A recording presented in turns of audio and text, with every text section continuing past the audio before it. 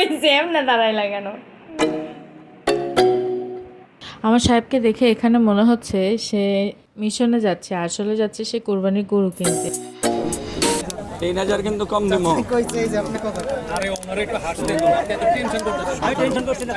আরে কুষ্টিয়ার লোক, কুষ্টিয়ার না। এটা ছিল আমার কোরবানির হাট দেখা প্রথম। আমি এর আগে কখনো কোরবানির হাটের ভিতরটা দেখি নাই, বাইরে থেকে তো সবসময় দেখি। বাবাজান আর সাহেবের সাথে সাথে আমার ভাসুররাও গেছে গরু কিনতে, আমার এক দেবর গেছে, আমার এক ননদের হাজবেন্ড গেছে গরু কিনতে।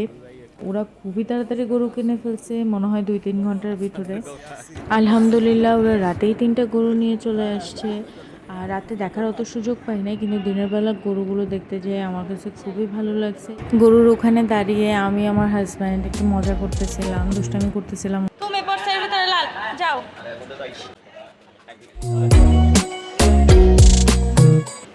তুমি লাল পরে নিয়েছো না? গরু লাল কালার দেখে। ঈদের আগের দিন মার বাসায় গেলাম, মার বাসায় যেয়ে খুব ভালো সময় কাটালাম আমার মার সাথে। তো এরপর মার বাসা থেকে এসে তো চাঁদ রাত সারাটা দিন কাটলো। মেট্রো রেল দিয়ে গেলাম মিরপুর, ওখানে যাওয়ার সময় দেখি মেট্রো রেল পুরাই ফাঁকা, মনে হয় আমি একাই। ওখান থেকে গেলাম খালামুনির বাসায় গরু দেখতে। এরপর আবার শ্বশুরবাড়ির এলাকায় এসে এখানে কিছু গরু দেখলাম আত্মীয় স্বজনের। এরপর মেহেদি দিলাম, আমার শ্বশুরবাড়িতে আবার বউদের মেহেদি দেওয়া ম্যান্ডেটরি।